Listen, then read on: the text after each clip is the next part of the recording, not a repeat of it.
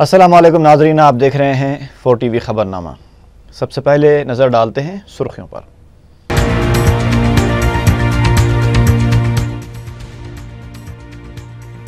رمضان المبارک میں دکانات کو 24 گھنٹے کھلا رکھنے کی اجازت کا تیقن۔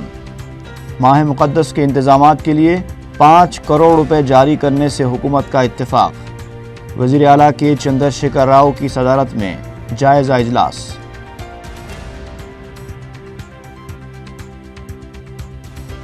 بارش کے موسم میں دشواریوں سے نمٹنے کے لیے جنگی خطوط پر اقدامات۔ ہر سرکل کے لیے ہنگامی گاڑیاں اور خصوصی ٹیموں کی تشکیل۔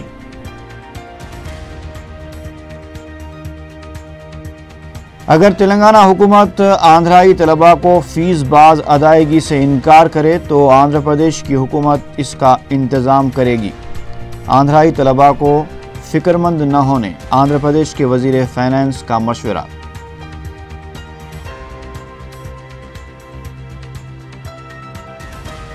شمس آباد میں خطرناک سڑک حادثہ۔ تیز رفتار لاری نے 3 کاروں، 1 موٹر سائیکل اور 1 آٹو رکشہ کو ٹکر دے دی۔ 4 افراد برسر موقع ہلاک، 7 زخمی۔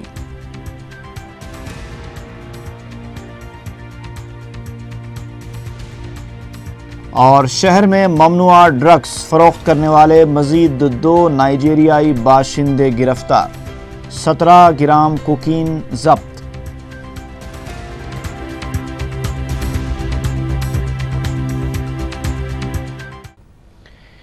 اور اب خبروں کی تفصیل۔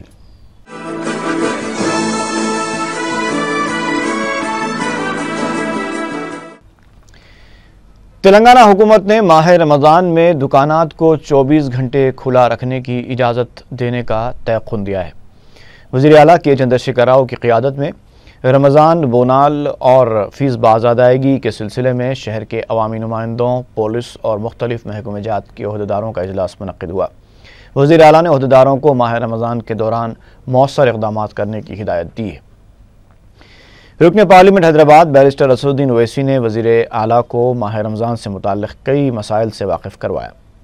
بعد میں میڈیا سے بات کرتے ہوئے رکن اسمبلی ملک پیٹ احمد بلالہ نے بتایا کہ حکومت نے ماہ رمضان کے دوران دکانات کو 24 گھنٹے کھلے رکھنے کی اجازت دینے کا تیقن دیا ہے۔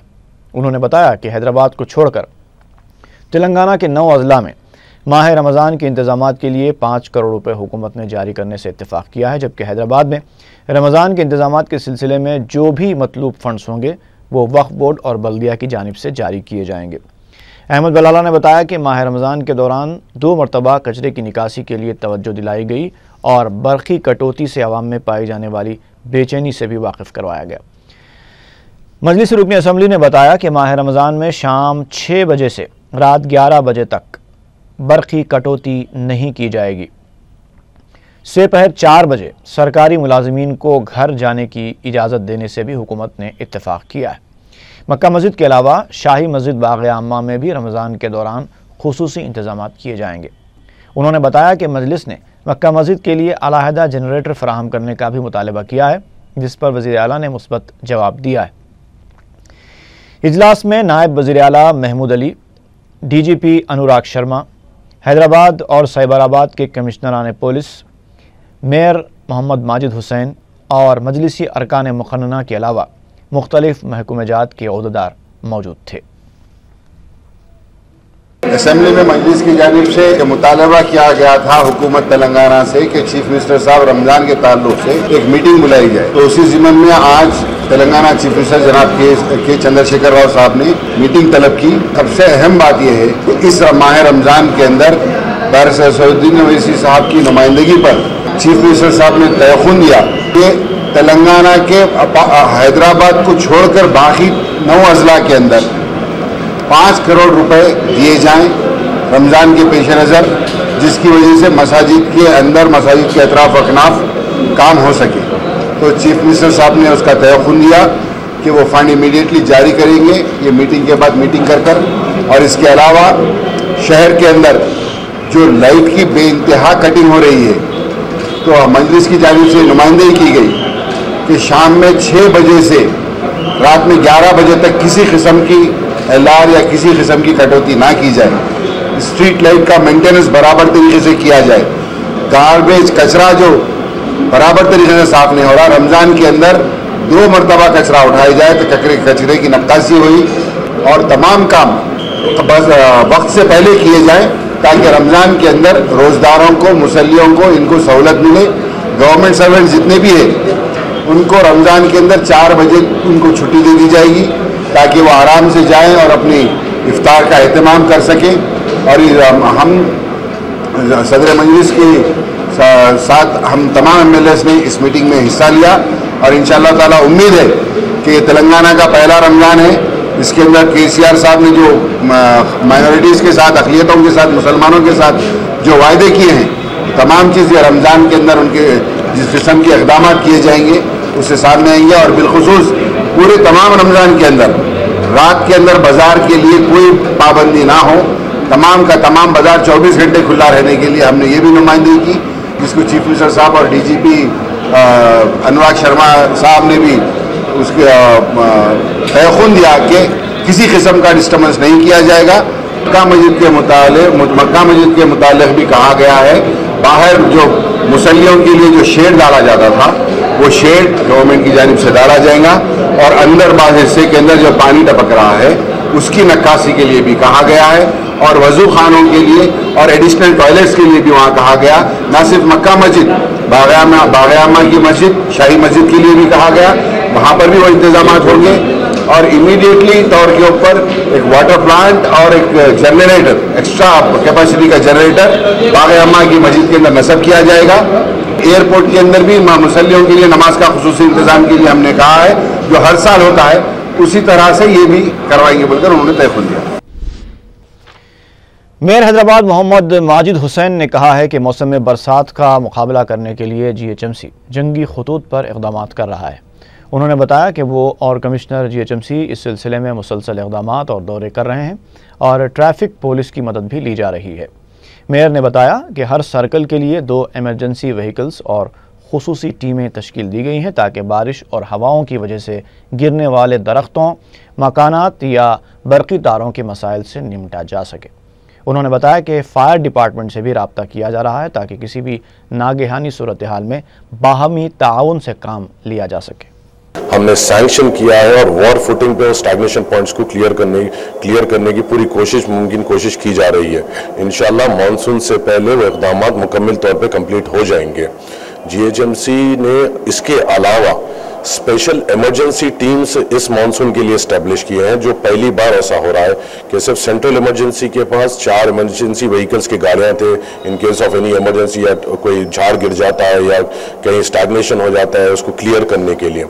मगर इस साल हमने हर सर्कल को 2 गाड़ियां दी हैं, तो करीबन 30 से ऊपर गाड़ियां हमने इमरजेंसी के लिए लगाई हैं।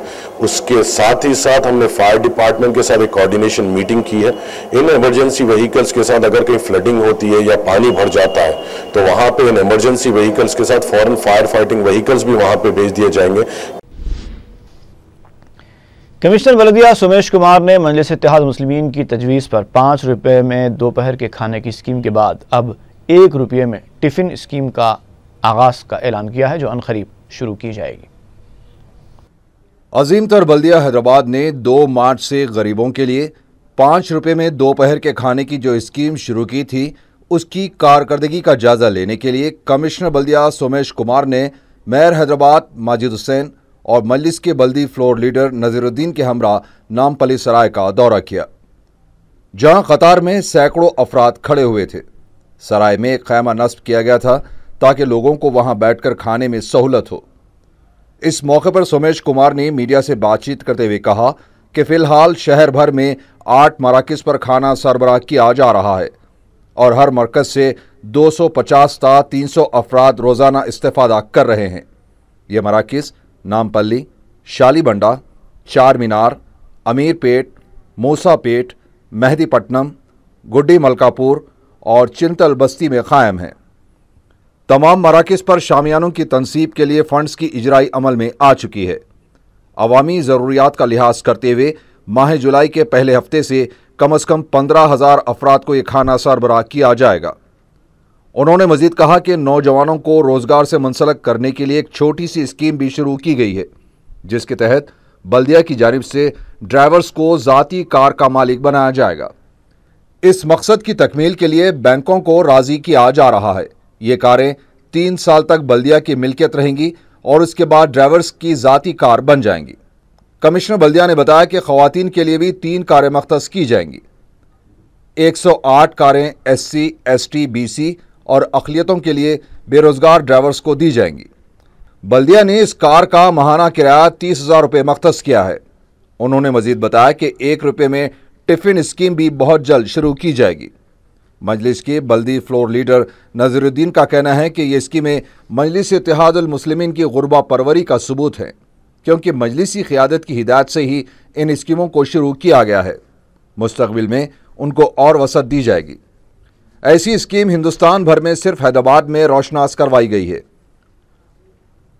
ڈرائیور کم اونر کی اسکیم سے اقلیتی بے روزگار نوجوانوں کو بینکس کے چکر کاٹنے کی ضرورت نہیں ہوگی، بلکہ بلدیہ ہی اپنی ثالثی کے ذریعے قرض دلوائے گا، جس میں مائنارٹی کارپوریشن کا بھی حصہ ہوگا۔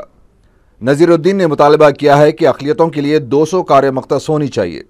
ST, SC اور BC کے لیے علیحدہ ٹیکسیوں کا انتظام ہو سکتا ہے، کیونکہ حکومت نے ان کے لیے معقول بجٹ مختص کیا ہے۔ تلگو دیشم کے رکن اسمبلی آندھرا پردیش ٹی پربھاکر راؤ دل کا دورہ پڑنے سے چل بسے ہیں۔ پربھاکر راؤ ضلع کرشنا کے نندی گاما نشست سے منتخب ہوئے تھے۔ اتوار کی رات انہیں شدید دل کا دورہ پڑا تھا، جس کے بعد انہیں دواخانہ منتقل کیا گیا، لیکن ڈاکٹرز نے انہیں مردہ قرار دیا۔ پارٹی سربراہ چندر بابو نائیڈو نے رکن اسمبلی پربھاکر راؤ کی موت پر افسوس کا اظہار کیا ہے۔ انہوں نے نندی گاما پہنچ کر پربھاکر راؤ کی لاش پر پھول رکھے۔ انہوں نے کہا کہ پربھاکر راؤ کی موت پارٹی کے لیے نقصان ہے۔ انہوں نے پسماندگان سے اظہار تعزیت کیا۔ تلگو دیشم کے ہیڈ کوارٹر میں بھی ان کی تصویر پر پھول ڈالے گئے۔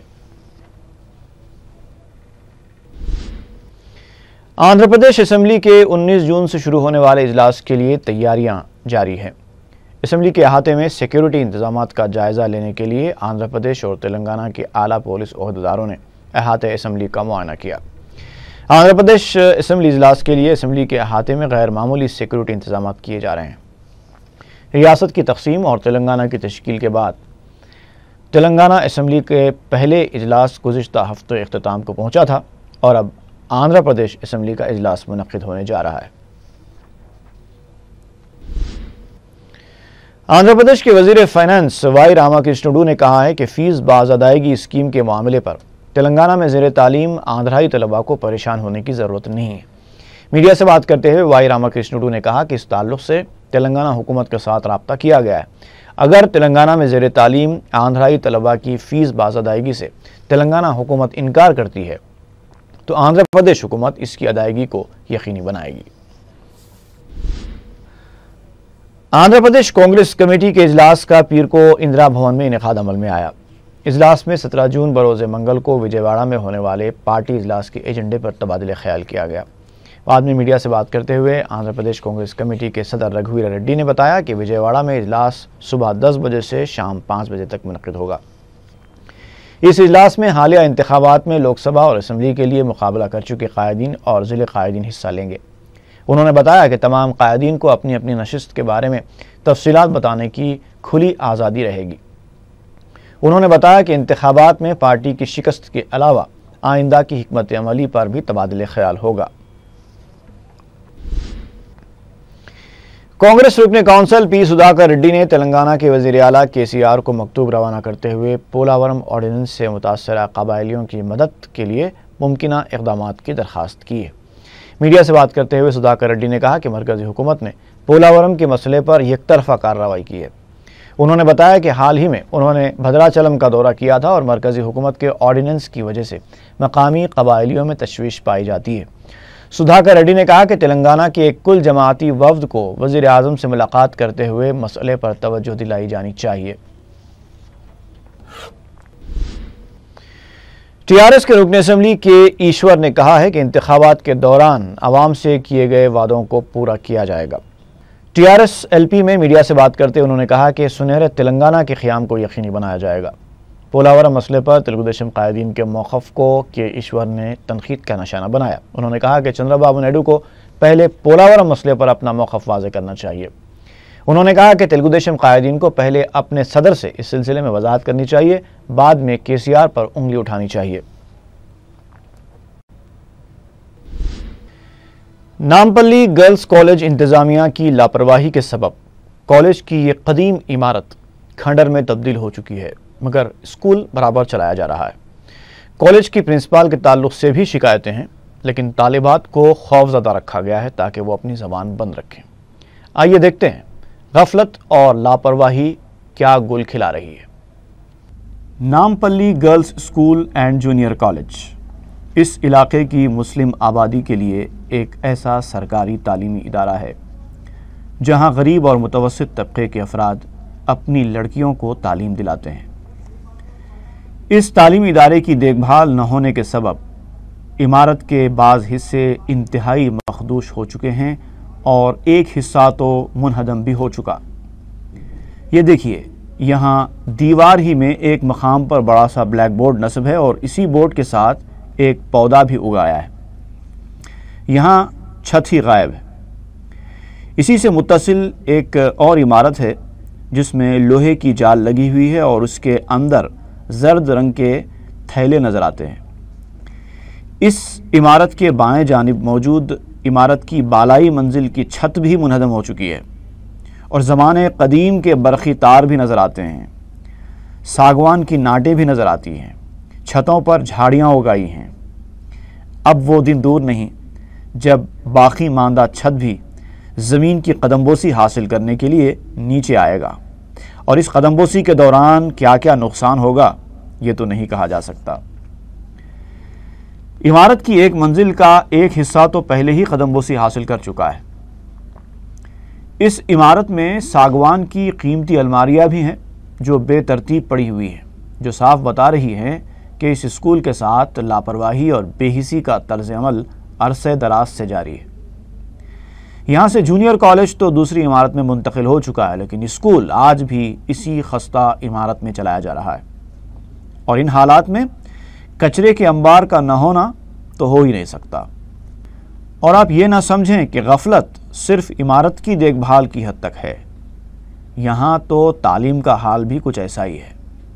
ذرائع کے مطابق اس کالج میں پڑھنے والی کئی طالبات کو خانگی طور پر امتحان دلایا گیا ہے تاکہ کالج کے اچھے نتائج بتا کر اپنی لاپرواہی اور بے حسی کو چھپایا جا سکے اور محکمہ تعلیم کی جانب سے کوئی باز پرس نہ ہو۔ ہمارے نمائندے عنایت علی نے جب اس تعلق سے بعض طالبات سے بات کی تو یہ سن کر حیرت کی انتہا نہ رہی کہ طالبات انتظامیہ کے خلاف کچھ بھی کہنے سے گھبرا رہی ہیں۔ وہ خوف کے عالم میں ہیں اور انہوں نے صرف اتنا کہا ہے کہ ہیومن رائٹس کمیشن سے نمائندگی کی گئی تھی، لیکن نمائندگی کرنے والوں کا دھمکیوں نے منہ بند کر دیا ہے۔ آخر یہ خاطی کون ہے؟ کون اس کالج کی تباہی کا ذمہ دار ہے اور کون دھمکیاں دے رہا ہے؟ جب تک اس کی جامع تحقیقات نہیں ہوگی، ناک کے نیچے ہونے والی یہ غنڈہ گردی ختم نہیں ہونے والی۔ طالبات کا یہ حال ہے، جو مل گیا اسی کو مقدر سمجھ لیا، مان کر خاموش ہو گئی۔ ہر قسم کی تکلیف برداشت کرتی ہیں مگر منہ کھولنا نہیں چاہتی۔ حد تو یہ ہے کہ تعلیم مکمل کرنے والی طالبات کو TC حاصل کرنے کے لیے بھی جدوجہد کرنی پڑتی ہے۔ تعلیمی سال ختم ہو گیا اور نیا تعلیمی سال بھی شروع ہو چکا ہے۔ کئی کالجز میں داخلے کی آخری تاریخ بھی آ چکی ہے، لیکن یہاں کی طالبات آج بھی TC کے لیے مارے پھر رہی ہیں۔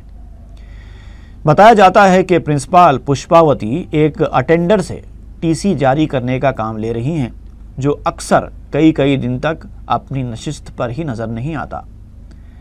کہیں اس سارے معاملے کی ذمہ دار پرنسپال تو نہیں؟ آخر ایسا کیوں کیا جا رہا ہے؟ کیا یہ تعصب اور تنگ نظری تو نہیں جو دیدہ و دانستہ کی جا رہی ہے؟ ایسے چھپتے ہوئے سوالات ہیں جو جواب طلب ہیں، کیونکہ اس تعلیمی ادارے میں 80% طالبات کا تعلق اقلیتی طبقے سے ہے اور 90% تدریسی اور غیر تدریسی عملہ اکثریتی طبقے سے تعلق رکھتا ہے۔ پرنسپال صاحبہ کے تعلق سے یہ شکایات بھی عام ہیں کہ وہ حاضری رجسٹر کا بھی منمانی طریقے سے استعمال کرتی ہیں، اور جس پر وہ مہربان ہو گئیں اس کی کم حاضری کا مسئلہ حل۔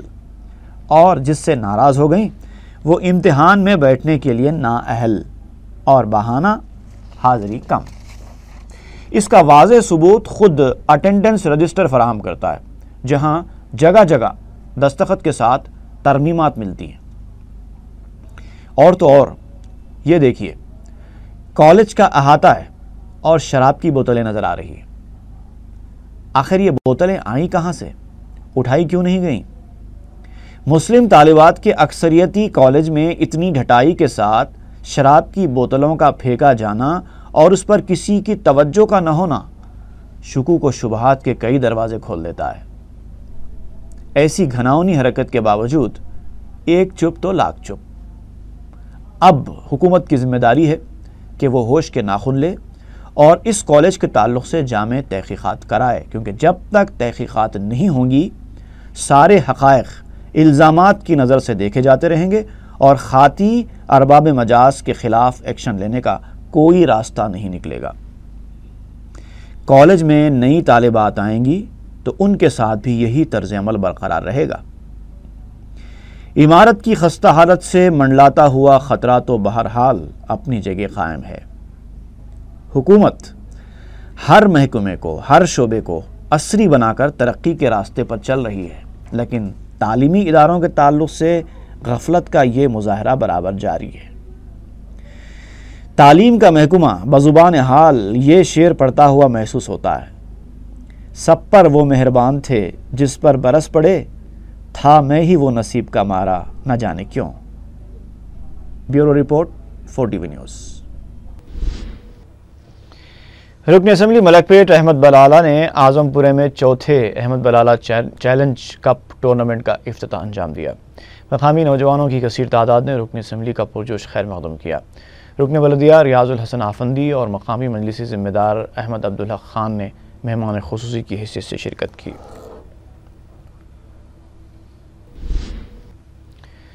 میر چوک پولیس نے پرانے شہر میں پیش آئے خواتین کے دوہرے قتل کی واردات کے سلسلے میں 2 افراد کو گرفتار کر لیا ہے۔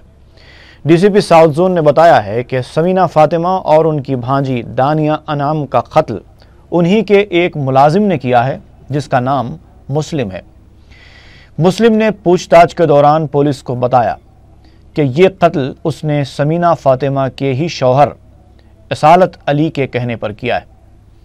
ملزم نے پولیس کے روبرو بیان دیتے ہوئے کہا کہ اصالت علی نے اسے 2 لاکھ روپے دینے کا وعدہ کیا تھا، جس کے بعد اس نے پیسے کے لیے سمینہ فاطمہ اور ان کی بھانجی دانیہ انعام کا گلا کاٹ کر قتل کر دیا، جبکہ وہ دونوں محو خواب تھے۔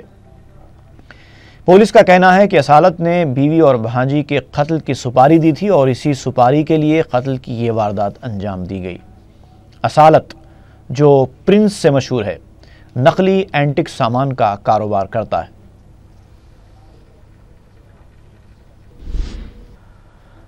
چارکمان کے پاس ایمبولنس خراب ہونے کی وجہ سے دواخانہ منتقل کیے جانے والے شخص کی حالت بگڑ گئی۔ تفصیلات کے مطابق ایمبولنس 108 کے ذریعے ایک زخمی شخص کو دواخانہ منتقل کیا جا رہا تھا کہ چارکمان کے پاس ایمبولنس قریب 1 گھنٹے تک سڑک پر رکی رہی۔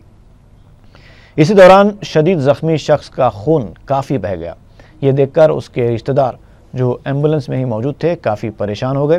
بعد میں ایک دوسری ایمبولنس کو طلب کیا گیا جس کے ذریعے زخمی شخص کو دواخانہ منتقل کیا گیا۔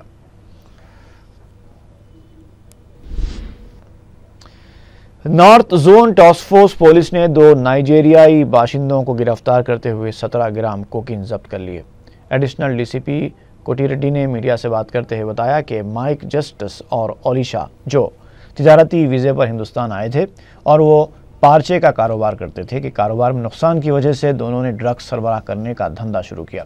پولیس نے بتایا کہ دونوں نائجیریائی باشندوں کو مارٹ پلی کے علاقے ینگ پوری میں ڈرگز فروخت کرنے کے دوران گرفتار کیا گیا۔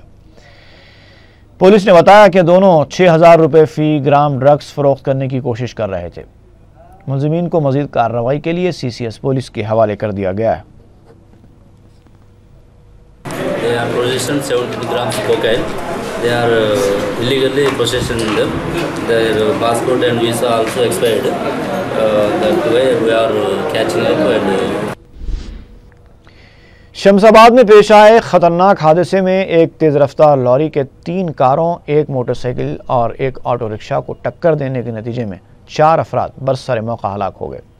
شمس-آباد پولیس نے میڈیا کو بتایا کہ حیدرآباد سے شاد نگر جانے والی لاری ٹونڈا پلی کے پاس بے قابو ہو کر حادثے کا شکار ہو گئی، جس کے نتیجے میں 7 افراد بھی زخمی ہوئے، جنہیں علاج کے لیے دواخانہ منتقل کر دیا گیا ہے۔ ہلاک ہونے والوں میں ٹولی چوکی کے رہنے والے موٹر سائیکل سوار 30 سالہ رفیق اور احمد نگر کے رہنے والے شبیر احمد شامل ہیں، جبکہ دیگر 2 ہلاک ہونے والے افراد کے ناموں کا پتہ نہیں چل پایا ہے۔ حادثے کی وجہ سے کاریں، آٹو رکشہ اور موٹر سائیکل سڑک پر بکھر گئے۔ حادثے کی اطلاع ملتے ہی علاقے میں رہنے والوں نے قومی شاہراہ پر زبردست احتجاج کیا، جس کی وجہ سے قریب 5 کلومیٹر تک ٹریفک جام ہو گئی اور قریب 3 گھنٹوں تک احتجاج کا سلسلہ جاری رہا۔ حیرت انگیز بات یہ دیکھنے میں آئی کہ اتنا بڑا حادثہ پیش آنے کے باوجود کسی عہدیدار نے مقام واقعے کا دورہ تک نہیں کیا۔ راجندر نگر میں زیر تعمیر عمارت سے آہنی سلاخ سر پر گر جانے کی وجہ سے ایک مزدور برسر موقع ہلاک ہو گیا۔ ذرائع کے مطابق پیر کے دن راملو عمارت کے نیچے کام کر رہا تھا کہ اچانک اس کے سر پر سلاخ گر پڑی۔ بتایا جاتا ہے کہ راملو اور اس کی اہلیہ گتےدار کے پاس کانٹریکٹ کی اساس پر کام کرتے تھے۔ راجندر نگر پولیس نے ایک کیس درج کر کے عمارت کے مالک اور گتےدار کو حراست میں لے لیا ہے، جبکہ لاش کو پوسٹ مارٹم کے لیے دواخانہ منتقل کر دیا گیا۔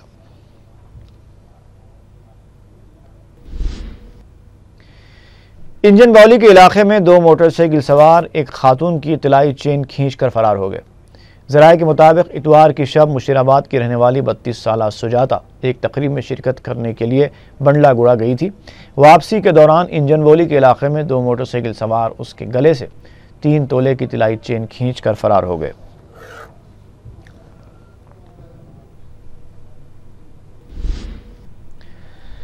لنگر ہاؤس کے علاقے میں ایک خاتون کو اس کے بھانجے نے حملہ کر کے زخمی کر دیا۔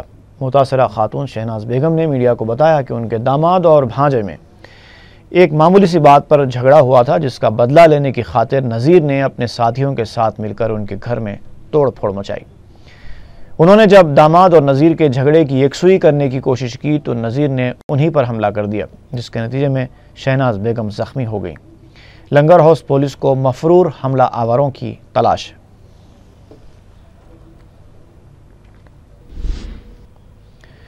گوپال پورم پولیس کو ایک شخص کی لاش دستیاب ہوئی ہے۔ بتایا جاتا ہے کہ پیر کے دن نامعلوم شخص کی لاش ایک ہوٹل کے پاس پڑی ہوئی تھی۔ پولیس کو متوفی کے قریب سے ایک شراب کی بوتل اور چپل بھی دستیاب ہوئی ہے۔ گوپال پورم پولیس نے مشتبہ موت کا ایک کیس درج کر لیا ہے اور تحقیقات شروع کر دی۔ خبرنامہ ختم کرنے سے پہلے ایک بار پھر دیکھتے ہیں سرخیاں۔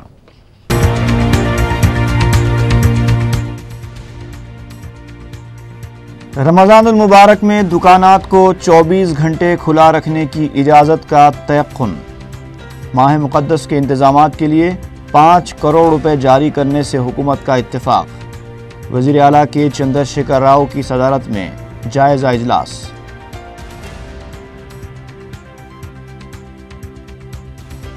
بارش کے موسم میں دشواریوں سے نمٹنے کے لیے جنگی خطوط پر اقدامات۔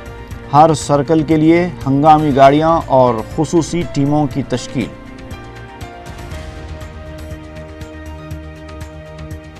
اگر تلنگانہ حکومت آندھرائی طلباء کو فیس باز ادائیگی سے انکار کرے تو آندھرا پردیش کی حکومت اس کا انتظام کرے گی۔ آندھرائی طلباء کو فکر مند نہ ہونے آندھرا پردیش کے وزیر فائنانس کا مشورہ۔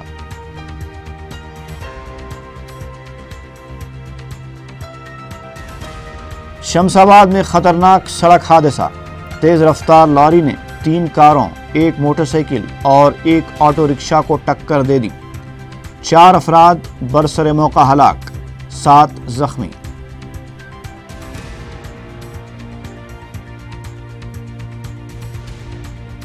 اور شہر میں ممنوعہ ڈرگس فروخت کرنے والے مزید 2 نائجیریائی باشندے گرفتار، 17 گرام کوکین ضبط۔